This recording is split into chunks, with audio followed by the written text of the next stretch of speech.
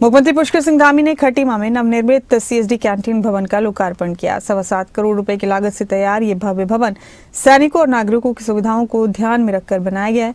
लोकार्पण समारोह में देश भर के पूर्व सैनिक, अधिकारी और स्थानीय नागरिक उपस्थित रहे। मुख्यमंत्री ने कहा कि इस पहल से सैनिकों और उनके परिवारों को गुणवत्तापूर्ण वस्तुएं आसानी से उपलब्ध होंगी। उन्होंने भवन के निर्माण में लगे सभी अधिकारियों और कर्मचारियों की सराहना की।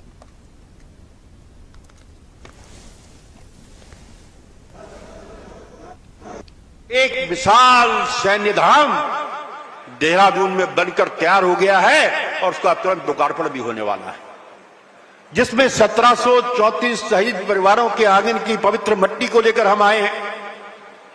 28 नदियों का जल हम लेकर आए हैं, उसको अमर जवान ज्योति के नीचे हमने स्थापित किया है। लाइट एंड साउंड शो के माध्यम से वीरता की पिक्चर वहां पर दिखाई जाएगी। ये काम धामी सरकार ने किया।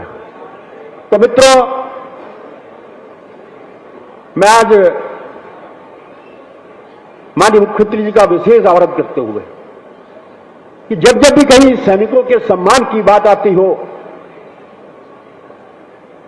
और मैंने कभी भी कोई सैनिकों की बात आपसे मांगी हो, आज मैं आपसे निवेदन करना चाहता हूं। अक्सर देखने में क्या आता है कि हमारा जो सैनिक सीधा होता है, बहुत वो छुट्टी आता है, उसका सपना होता है कि जब मैं घर आऊंगा, अपना मकान बनाऊंगा, कहीं से जमीन लेता है। और ऐसे कई मामले में सामने आए, क्योंकि वो उसके पास समय नहीं होता। जो जमीन कई लोगों को बिल्कुल जमीन उस हमारे सिरे सारे सैनिक को दे दी जाती है और जब बाद में वो आता है तो मौके पे जमीन नहीं होती। ऐसे कई मामले लगातार सामने आ रहे हैं।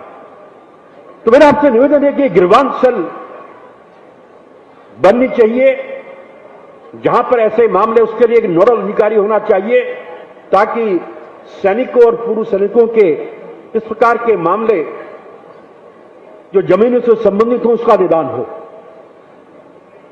क्योंकि महामहिम राज्यपाल जी मुझसे कह रहे थे, मेरे पास भी लोग आते रहते हैं। तो आज मेरा आपसे निवेदन है, बस में आपने खाली निश्चित करना है, सरकार का कुछ लगना नहीं है, एक इच्छा शक्ति की जरूरत है। अगर यह आप काम करेंगे तो सेवारत सैनिकों और पूर्व सैनिकों पर एक आपका बहुत बड़ा उपकार होगा।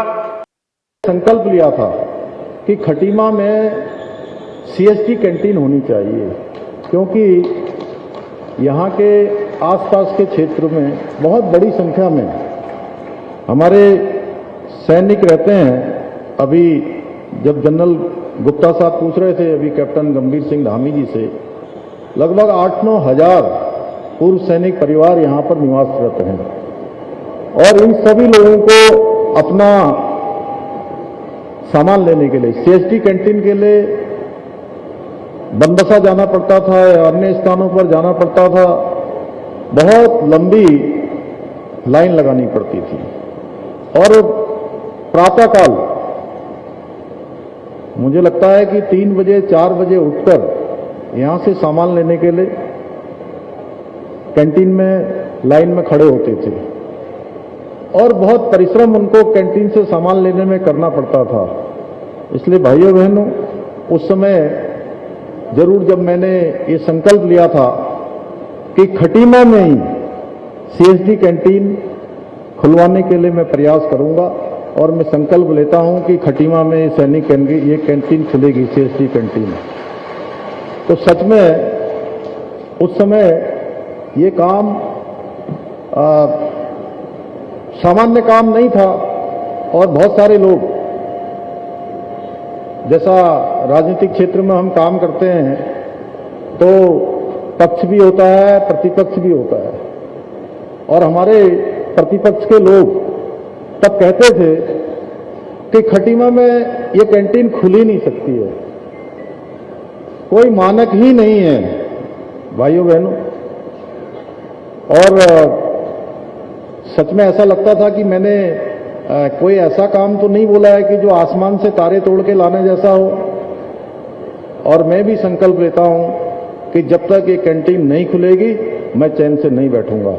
और आज सच में मेरे लिए ये बहुत बड़ा दिन है कि एक जो सपना देखा था जो संकल्प लिया था, आज वो दिन पूरा हुआ। आज वो संकल्प पूरा हो रहा है। आप सबके आशीर्वाद से आज खटीमा में ये कैंटीन खुल रही है और बहुत शानदार इसका यहाँ पर डिस्प्ले भी है। जब भी मैं सैनिकों के बीच में होता हूँ, सैनिकों के किसी कार्यक्रम में होता हूँ, वीर नारियां, मेरी माँ, मेरी बहनें मेरे साथ होती हैं, तो ऐसा लगता है कि सच में मैं अपने परिवार के साथ हूँ, अपने पूज्य पिताजी के साथ हूँ और मेरा परिवार ही है जिनके बीच में हम आज समाज के लिए कुछ सेवा करने के लिए काम कर पा रहे हैं।